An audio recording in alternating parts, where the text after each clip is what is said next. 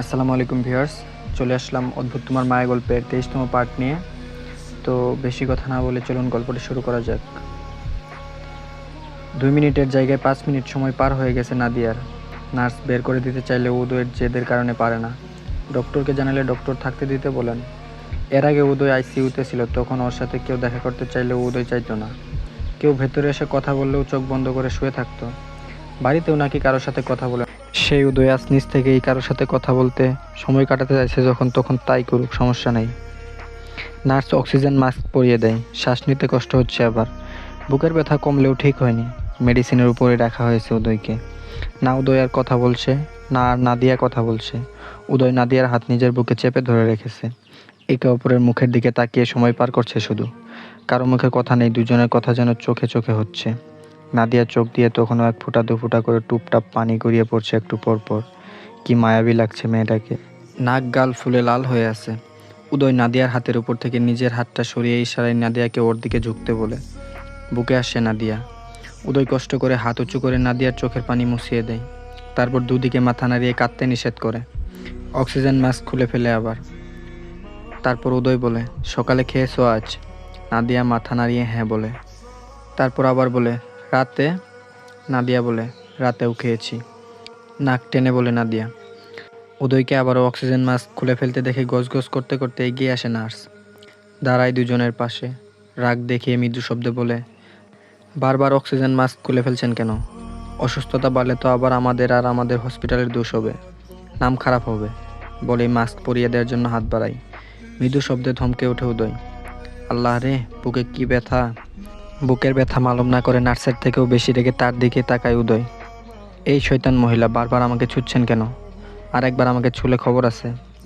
এতটা সময় পর বউয়ের সাথে একটু সময় কাটাচ্ছি, সেটাও সহ্য হচ্ছে না। একটু পর পর চলে আসছে ডিস্টার্ব করতে। যান ভাগুন এখান থেকে, অসহ্যকর মহিলা একটা। কথাগুলো বলতেও বেশ বেগ পেতে হয় উদয়ের। বুকের ব্যথা আর শ্বাসকষ্ট দুটোই বাড়তে থাকে। নাদিয়া নিজেই দ্রুত অক্সিজেন মাস্কটা পরিয়ে দেয়। মুমূর্ষু রোগীর এমন কথা শুনে স্তব্ধ হয়ে যায় নার্স। সে তো নার্স, তার কাজ ওই রোগীকে ছোঁয়া, তাদের সেবা যত্ন করা।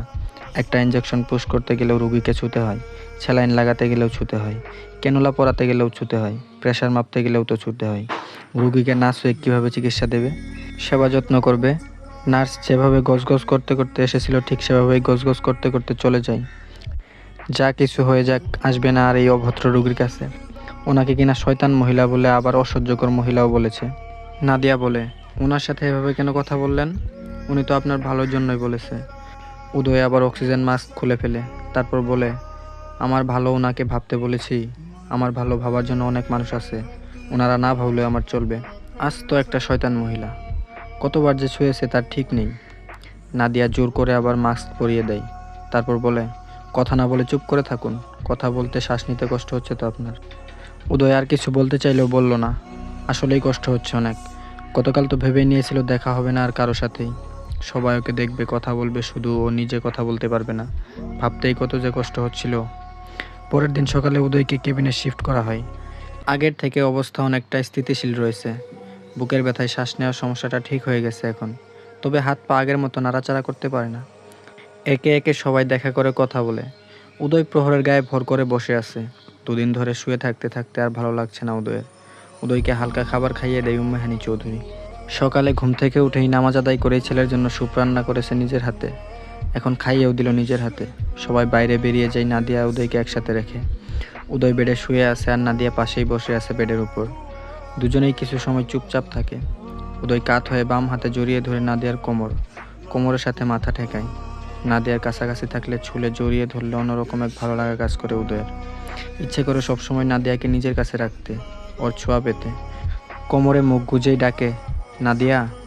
নাদিয়া বলে, সেদিন হঠাৎ আমার এই অবস্থা হয়, আমি বুঝতে পেরেছিলাম হয়তো অ্যাটাক হয়েছে, তবে শিওর ছিলাম না। আগে প্রহরকে ফোন করে ওকে বলি, তারপর তোমাকে ডাকি। কয়েক মিনিটের মধ্যে অবস্থা আরও খারাপ হয়ে যায়। তখন মনে হয়েছিল আমার বোধহয় সময় শেষ। ফুরিয়ে এসেছে আমার শ্বাস। আর থাকা হবে না এই রঙিন পৃথিবীতে। দেখা হবে না আপন মানুষদের সাথে, কথা হবে না কারো সাথেই। কয়েকদিন আগে আমি উপলব্ধি করি আমি তোমাকে ভালোবেসে ফেলেছি। ভালোবাসতে না চেয়েও বেসেছি, অনেক ভালোবেসেছি তোমাকে আমি। অদ্ভুতভাবে তোমার মায়ায় জড়িয়ে গিয়েছি। তোমাকে একটু সময় না দেখলে ভালো লাগে না। তুমি কাছে না থাকলে মন অস্থির হয়ে ওঠে। তোমার সাথে হাসি খুশি আনন্দে বাকিটা জীবন পার করতে চেয়েছি। সুস্থ হওয়ার জন্য আমার মন ব্যাকুল হয়ে ওঠে। আমি আর ওই রুমের মধ্যে বন্দি থাকতে চাইনি। দিনের বেশিরভাগ সময়টা বেডে কাটাতে চাইনি।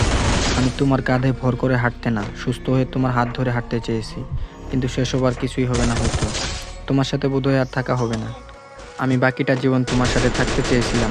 আমার জীবনটা বোধহয় ওই অবধি। অসুস্থতা ক্রমশ বাড়ছিল আর আমার মনে হচ্ছিল আমি তোমার থেকে, সকলের কাছ থেকে অনেক দূরে সরে যাচ্ছি। আমার শারীরিক অসুস্থতা থেকেও মানসিক অসুস্থতা বেশি হচ্ছিল তখন। আমি না থাকলে তোমার কি হবে এটা ভাবতেই আরও শ্বাস আটকে আসছিল। কিন্তু তবুও আমি বারবার বাঁচতে চেয়েছি তোমার জন্য, ফ্যামিলির জন্য। রঙিন এই পৃথিবীতে তোমার সাথে আরও কিছুদিন থাকতে চেয়েছি। তোমার হাত ধরে নিস্তব্ধ নীরব রাস্তায় জ্যোৎস্না মাখা রাতে পায়ে পা মিলিয়ে হাঁটতে চেয়েছি। আমি আরও কয়েকটা বছর বাঁচতে চেয়েছি বারংবার। আল্লাহ তাআলা বোধহয় আমার শেষ ইচ্ছেটা পূরণ করলেন, তবে আবার অপূর্ণও রাখলেন। তোমার হাত ধরে হাঁটার স্বপ্নটা স্বপ্নই রয়ে যাবে। জড়ানো গলায় নাদিয়া বলে, আল্লাহ তাআলা হয়তো আপনার এই স্বপ্নটাও পূরণ করবেন খুব শীঘ্রই। উদয় মুখ তুলে নাদিয়ার মুখের দিকে তাকাই। নাদিয়া ওর দিকেই তাকিয়ে আছে। এটা বোধহয় আর সম্ভব না নাদিয়া। আগে যাও একটু নড়াচড়া করতে পারতাম, এখন সেটুকুও বন্ধ হয়ে গেছে। বাম হাত পাও এখন ঠিকভাবে নাড়াতে পারছি না। নাদিয়া বলে, ঠিক হবেন আপনি, ডক্টর বলেছেন উন্নত চিকিৎসা পেলে সুস্থ হবেন আপনি। উদয় আবার বলে, আল্লাহ তাআলা ভালো জানেন। নাদিয়া বলে, আপনি কি নিয়ে এত টেনশন করছিলেন? উদয় প্রসঙ্গ পাল্টায়। নাদিয়াকে বলে, খেয়েছো তুমি? নাদিয়া বলে, হ্যাঁ খাবো একটু পর। উদয় বলে, রাতে ঘুমাওনি? চোখ মুখের কী অবস্থা করেছো? নাদিয়া তাকিয়ে রইল, কিছু বলল না। ওর হাজব্যান্ড আইসিইউ এর ভেতরে আর ও ঘুমাবে? ঘুম আসবে ওর কাছে? উদয় বলে, এখন বাড়িতে যাও, ফ্রেশ হয়ে খাবার খেয়ে ঘুমোবে। না খেয়ে না ঘুমিয়ে অসুস্থ হয়ে যাবে তো তুমি। তোমার বিশ্রাম প্রয়োজন। নাদিয়া বলে, আমি ঠিক আছি, কিছু হবে না আমার। ঘুমিয়েছি রাতে, আবার খাবারও খেয়েছি। উদয় বলে, চোখ মুখ দেখেই বুঝতে পারছি কী করেছো আর করোনি। আমি এখন সুস্থ হয়েছি তো। আইসিইউ থেকে বের করেছে মানে আমি ফিট আছি। একটু চুপ করে আবার বলে, প্রহরেরও দেখলাম তোমার মতো একই অবস্থা। দুজন যে সারা রাত ঘুমাওনি খুব ভালো করেই বুঝতে পারছি আমি। তুমি আর প্রহর বাড়িতে গিয়ে ফ্রেশ হয়ে খাবার খেয়ে বিশ্রাম নিয়ে তারপর বিকেলে আসবে।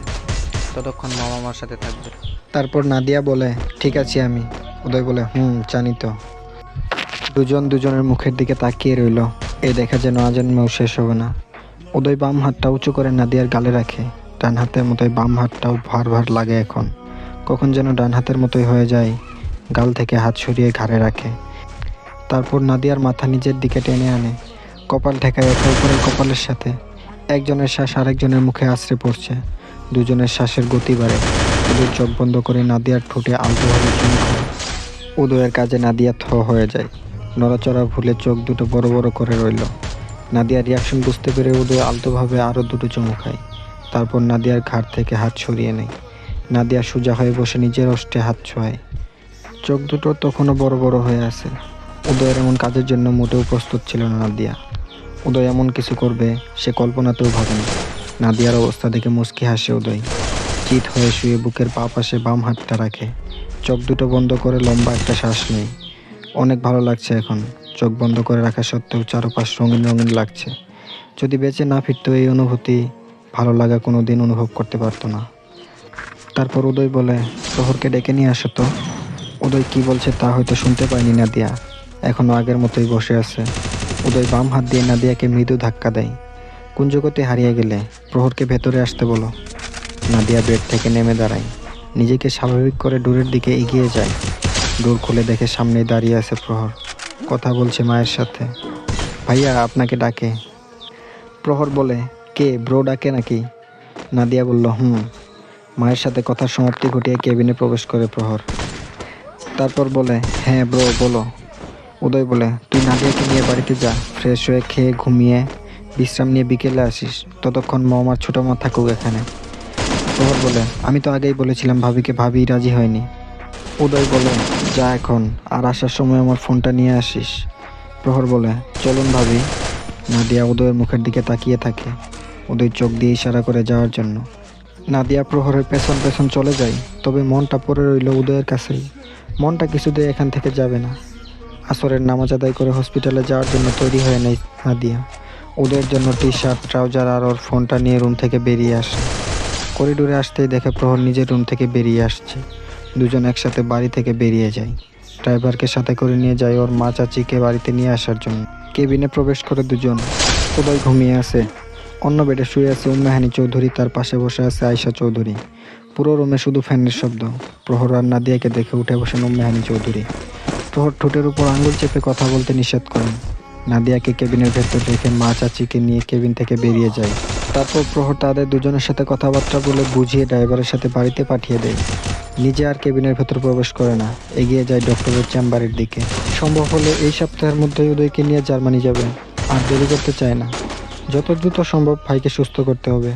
উন্নতি হতে গিয়েও আবার অবনতির দিকে এগিয়ে যাচ্ছে। তো বন্ধুরা, আজকের পর্বটি এই পর্যন্তই। পরবর্তী পর্ব পাওয়ার জন্য অবশ্যই আমাদের চ্যানেলটিকে সাবস্ক্রাইব করে ভিডিওতে একটা লাইক দিন। আর যদিও আজকের পর্বটি একটু ছোট হয়ে গেছে, তবে সমস্যা নেই, ইনশাআল্লাহ আগামী পর্বগুলো বড় দেওয়ার চেষ্টা করব। আজকে যেহেতু শুক্রবার, এজন্য গল্প দিতেই চাইছিলাম না, তারপরেও ছোট করে হলেও গল্প দিলাম আর কি। ধন্যবাদ সবাই।